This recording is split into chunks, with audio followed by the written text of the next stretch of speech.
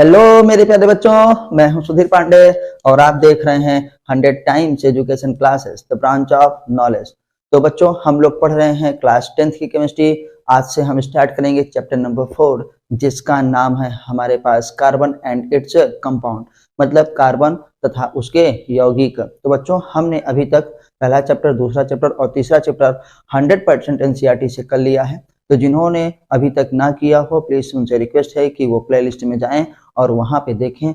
सारे के सारे वीडियोज आपको मिल जाएंगी। आपका एग्जाम होने वाला है, इसलिए हम लोग और भी क्या है, उन्हीं चीजों को पढ़ा रहे हैं जो कि 100% ओरिजिनल एनसीईआरटी में है और जो कि कई बार जो है एग्जाम में आया जा चुका है, कई बार एग्जाम में वो आया है। तो जितने हम लोग प्रीवियस क्वेश्चन है वो भी कर लेंगे, जो कि आपको एग्जाम में आना ही आना है। तो बच्चों, आपसे रिक्वेस्ट है, प्लीज वीडियो को पूरा देखिए, चैनल को सब्सक्राइब करिए, जिन्होंने सब्सक्राइब ना किया हो वीडियो को लाइक करिए, अपने दोस्तों के साथ शेयर करिए और कमेंट के माध्यम से आप हमको अपने सुझाव दे सकते हैं। तो चलिए, हम लोग ज्यादा समय न लेते हुए स्टार्ट करते हैं कार्बन तथा उसके यौगिक। तो बेटा देखिए, हमने बोर्ड में पहले ही डाल दिया है, ये चैप्टर का नाम हमारे पास है, चैप्टर नंबर 4 है आपकी एनसीईआरटी में। तो बात अगर करें कार्बन की, तो कार्बन जो है वो हमारे पास बेटा क्या होता है, जो हमारे पास भूपर्पटी है, अर्थ क्रस्ट में हो, या तो बेटा मिनरल्स हो, खनिज के रूप में। मिनरल्स में जैसे बेटा हम कहें पेट्रोल है ना, पेट्रोलियम, तो पूरा लिख दे रहे हैं पेट्रोलियम वगैरह, जो पेट्रोल डीजल वगैरह हमारे पास है, जो बेटा कोयला वगैरह हमारे पास मिलता है, कोल वगैरह ना, ये सब मिला करके भूमि में, अगर बात करें भूमि में, मृदा में न, खनिज के रूप में केवल और केवल हमको कितना कार्बन प्राप्त होता है, 0.02% पूरा। ये अभी हमने खनिज की बात की, जो भूमि में प्राप्त होती है कार्बन, वो उसकी बात हो रही। एटमॉस्फेयर में अगर बात करें बेटा, एटमॉस्फेयर मतलब वातावरण में, वायु में जो होता है एटमॉस्फेयर, वायुमंडल में कितना हमारे पास कार्बन है, वायुमंडल में कार्बन बेटा केवल 0.03% पाया जाता है। इस संसार में जितना कार्बन है उसका कितना परसेंट है, 0.03% वायुमंडल में, याद रखिएगा। और बेटा क्या है, भूमि में, मृदा में न, खनिज के रूप में केवल 0.02% पाया जाता है।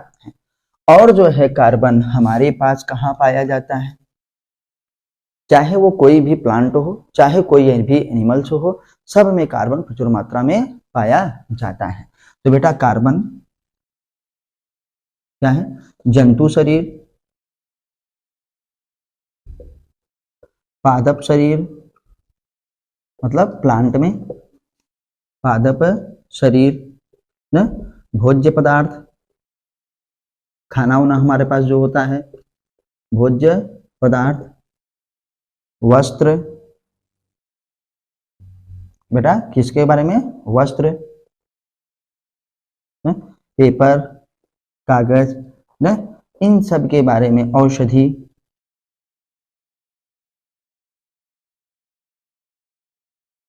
औषधियों इत्यादि, मतलब हर जगह इत्यादि में पाया जाता है। एक प्लांट है बेटा, उसका क्या है, 70 से 80% भाग क्या है, कार्बन का ही है। तो बेटा जो कार्बन है वो क्या है, अपना खुद का जो है क्या बनाता है, यौगिक। तो उस यौगिक को कहते हैं कार्बनिक यौगिक, मतलब जो कार्बन से बने हुए होते हैं यौगिक, उन्हीं को कहते हैं कार्बनिक यौगिक। और जो कार्बन के अलावा अन्य तत्वों से बने हुए होते हैं, उनको हम लोग क्या कहते हैं, अकार्बनिक यौगिक। तो हम लोग केमिस्ट्री को जब स्पेशली बांटते हैं तो मुख्य रूप से इन्हीं तीनों चीजों में तो बांटते हैं कि कार्बनिक रसायन, अकार्बनिक रसायन और क्या है, भौतिक रसायन। तो कार्बनिक रसायन बच्चों वो हुआ जो कि क्या होते हैं, कार्बन के यौगिक हैं जिसमें होते हैं। अकार्बनिक वो हुआ कि कार्बन के अलावा किसी अन्य तत्व के। तो आप जानते हैं 118 तत्व हैं और कार्बन के इकलौता ऐसा तत्व है जिसके क्या है बेटा, 10 मिलियन से भी ज्यादा, मतलब अगर करोड़ों की बात करें, करोड़ों से भी ज्यादा बात करें, उसके यौगिक हैं। तो इतनी बड़ी शाखा है कि अकेले ही उतना एक अलग ब्रांच बनाया गया ताकि आसानी से उसका अध्ययन किया जा सके। और 117 जो अन्य तत्व हैं उनके जितने भी एलिमेंट बनते हैं या कंपाउंड बनते हैं, सॉरी जितने भी कंपाउंड बनते हैं वो क्या है, अकार्बनिक रसायन के अंतर्गत आते हैं। तो आइए थोड़ा सा कार्बन के बारे में और देखते हैं बेटा। ये कार्बन की उपस्थिति हुई। अब हम लोग देखेंगे कि कार्बन कहाँ पे है। तो कार्बन पीरियोडिक टेबल में, आवर्त सारणी में आप जानते हैं समूह संख्या कहाँ पे, 14 में।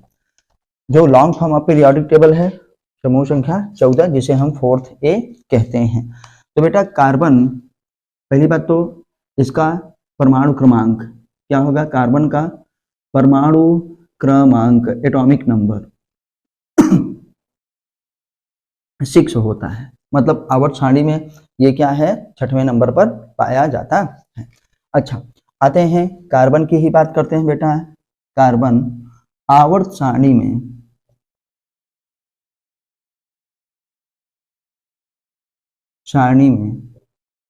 कहाँ पे, समूह संख्या बेटा कहाँ पे, 14, जिसे हम क्या कहते हैं 4th A में पाया जाता है। अगर बात करें बेटा आवर्त की तो दूसरे आवर्त में, किसमें, सेकेंड आवर्त में। तो क्या कहेंगे, सेकेंड पीरियड में कार्बन पाया जाता है।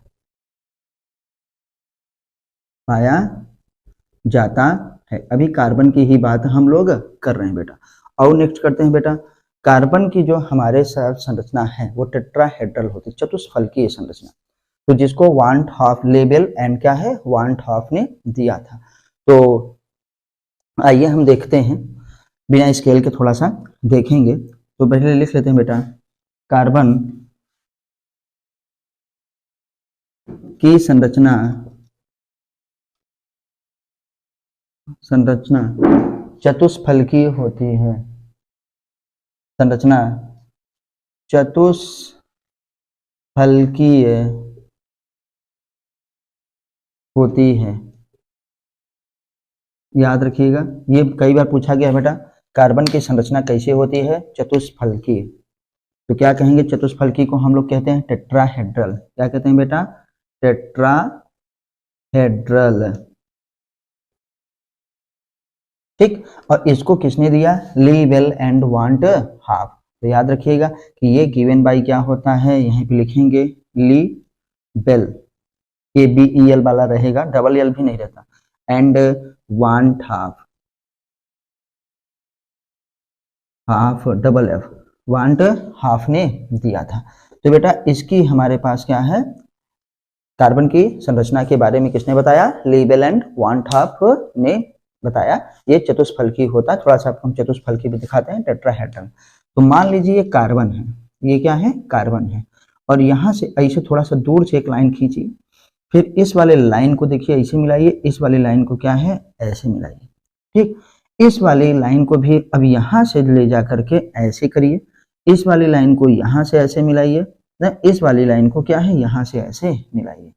अब देखेंगे आप कि हमारे पास क्या है, कार्बन कहीं और है और हम संरचना कहीं और बना रहे हैं। ऐसे कैसे हो सकता है भाई, तो यहाँ पे ऐसे ऐसे ऐसे से डॉट डॉट डॉट करके इधर, ये dot dot dot dot dot कर करके कि क्या है इधर हमारे पास, और बेटा ये dot dot dot dot dot dot dot करके क्या है इधर हमारे पास है, ये हुआ। तो आपको ये संरचना दिख रही होगी। तो हमारे पास ये क्या हुआ कि इधर से अगर इधर से एंगल, इधर से एंगल, कहीं से भी एंगल देखेंगे तो हमारे पास इसकी चतुष्फलकीय जो संरचना होती है उसमें एंगल होता है 109 ना अंश और क्या है 28 मिनट का। 28 मिनट ये पढ़ा जाता है, 109 डिग्री और क्या है 28 मिनट प्रत्येक संरचना। तो बेटा ये हमारे पास कार्बन क्या हो गया बेटा, टेट्राहेड्रल है, चतुष्फलकीय संरचना।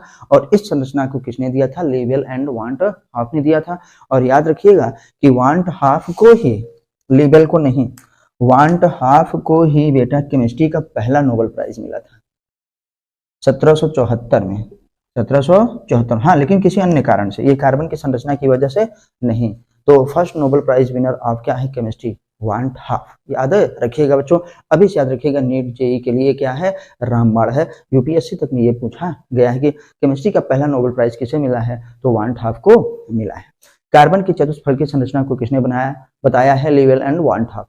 कार्बन की संरचना कैसी होती है, चतुष्फलकीय होती है, मतलब टेट्राहेड्रल होता है, और प्रत्येक क्या होते हैं, फलक के बीच का एंगल कितना होता है, 109 अंश 28 मिनट का होता है। ये 109 अंश हुआ बेटा, ये ऐसे लगा देते हैं मिनट, 109 अंश क्या है, 28 मिनट का होता है। तो हम लोगों ने ये देखा, थोड़ा सा कार्बन के बारे में और देखते हैं कि कार्बन का परमाणु क्रमांक जब बेटा 4 है, तो यहीं पे हम लिख देते हैं कि कार्बन का परमाणु क्रमांक 4 है, तो थोड़ा टाइम कम लगे, तो इसकी बाहरी कक्षा में अगर जब इलेक्ट्रॉनिक विन्यास इसका करते हैं कार्बन का, तो देखो इसे करेंगे C6 हमारे पास है, तो क्या हुआ 1s2 2s2 और 2p2, 6 इलेक्ट्रॉन हो गए। तो ये देखिए बेटा हमारे पास बाहरी क्या है, कोश कौन है, ये दूसरा, यहां से यहां तक जो 2 है यही बाहर है, ठीक, ये क्या है पहला। तो बाहरी कोश में कितने इलेक्ट्रॉन है, 4। तो इसी को हम लोग कहते हैं कि कार्बन के बाह्य कोश में 4 इलेक्ट्रॉन होते हैं, जिसे संयोजी इलेक्ट्रॉन कहा जाता है। और वो 4 ही इलेक्ट्रॉन को लेने के लिए सुनना बहुत जरूरी है बेटा, हर चीज लिख के नहीं हो सकता है, टाइम कम है और आपको स्मार्ट पढ़ाई करनी पड़ेगी। तो बेटा 4 ही इलेक्ट्रॉन को क्या है, वो इसलिए लेता है ताकि उसका अष्टक कंप्लीट हो जाए। हर एटम यही चाहता है कि हमको अक्रिय गैसों के बराबर हमारा इलेक्ट्रॉनिक विन्यास हो जाए। तो अक्रिय गैसें क्या है, हीलियम, नियान, आर्गन, क्रिप्टन और जेनान। तो अगर किसी का 2 है, जैसे हीलियम, केवल हीलियम के लिए, तो सही है कि वो स्थायी है, स्टेबिलिटी उसमें है, नहीं तो सबको क्या है अपने बाह्य कोश में 8 इलेक्ट्रॉन पूरे करने होते हैं, तभी वो स्टेबल माने जाएंगे, नहीं तो स्टेबल नहीं माने जाएंगे। और हर आदमी चाहता है कि स्टेबल रहे, चाहे वो हम हो, चाहे आप हो, और चाहे ये क्या हो, एलिमेंट्स हो। तो बेटा इनकी बाहरी कक्षा में 4 इलेक्ट्रॉन हैं, तो हम लोग क्या जान गए कि कार्बन की बाहरी कक्षा में 4 इलेक्ट्रॉन होते हैं, तो इसीलिए कहते हैं कि कार्बन में 4 संयोजी इलेक्ट्रॉन होते हैं, क्योंकि बाहरी कक्षा को संयोजी कोश कहते हैं। तो यही लिखते हैं बेटा, कार्बन में 4 संयोजी इलेक्ट्रॉन होते हैं,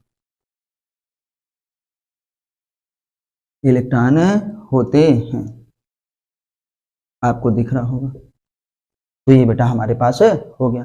अब इसी को हम थोड़ा सा हटाते हैं कि जब वहां पे हमने संयोजी की बात की है, तो अब आइए और देखते हैं कि जब 4 इलेक्ट्रॉन है, तो बेटा वो क्या है, अपने अष्टक को कंप्लीट करने के लिए क्या करता है, 4 इलेक्ट्रॉन को ग्रहण कर लेता है। क्या करेगा, लेगा, कैसे करेगा, डायरेक्ट नहीं लेगा, क्या करेगा बेटा, हमारे पास है बॉन्डिंग करेगा, और उस बॉन्ड का नाम है कोवैलेंट बॉन्ड, सहसंयोजी बंध। तो धातुओं और धातुओं के बीच में जो बंध बनता था उसे आयनिक बंध कहते थे, और 2 हमारे पास अधातुओं के बीच में जो बंध बनेगा उसे हम क्या कहते हैं, कोवैलेंट बॉन्ड, सहसंयोजी बंध कहते हैं। तो अभी उसको आगे बताएंगे जब वो हेडिंग डालेंगे। बस इतना और एक लिख लेते हैं कि कार्बन की संयोजकता 4 होती है, कार्बन की संयोजकता 4 होती है। तो बेटा आपको जनरली बताया जाता है कि संयोग करने की क्षमता को संयोजकता कहते हैं, तो हर जगह ये सेटिस्फाइड नहीं होता। हाँ, क्षमता कहते हैं, संयोग करने की क्षमता को संयोजकता कहते हैं, ये बात सही है। लेकिन अगर पूछेंगे कि किसी तत्व की संयोजकता कितनी है, नंबर जब पूछेंगे कितनी है, तब ये परिभाषा आपको काम नहीं देगी। तब हम लोग ये बताते हैं, तब ये बताया गया है कि बेटा अपने बाह्य कोश में 8 इलेक्ट्रॉन को पूरे करने के लिए जितने इलेक्ट्रॉनों की आवश्यकता होती है ना, उसे उस तत्व की संयोजकता कहते हैं। तो कार्बन में बेटा कितने हैं, बाह्य कोश में 4 इलेक्ट्रॉन, अभी हमने ये देखो आपको दिखाया। और इसको क्या है, 8 कंप्लीट करने के लिए 4 ही की जरूरत पड़ती है। तो ये क्या करता है, 4 इलेक्ट्रॉनों की दूसरे से साझेदारी कर लेता है, इसलिए इसकी संयोजकता कितनी होती है, 4। या बॉन्ड बनाने के लिए जितने इलेक्ट्रॉनों की आवश्यकता होती है उसे संयोजकता कहते हैं। तो ये बात हमारे पास हो गई कार्बन की संयोजकता। तो बच्चों आपसे रिक्वेस्ट है कि प्लीज़ चैनल को सब्सक्राइब जरूर करिए, वीडियो को लाइक करिए, अपने दोस्तों के साथ शेयर करिए, और कमेंट के माध्यम से आप हमको ज़रूर बताइए कि हमारी वीडियो आपको कैसी लगती है और हमको क्या करना चाहिए कि वीडियो और भी अच्छी लगे और ज़्यादा से ज़्यादा सब्सक्राइबर बढ़ें और आपको भी पढ़ने में ज़्यादा अच्छा लगे। तो ये आज तो स्टार्टिंग था, ये इसका इंट्रोडक्शन था। कल के लेक्चर में हम लोग पढ़ेंगे क्या है कोवैलेंट बॉन्ड, सहसंयोजी बंध क्या होते हैं। फिर मिलते हैं अगली वीडियो पे, तब तक नमस्ते, जय हिंद, जय भारत, वंदे मातरम।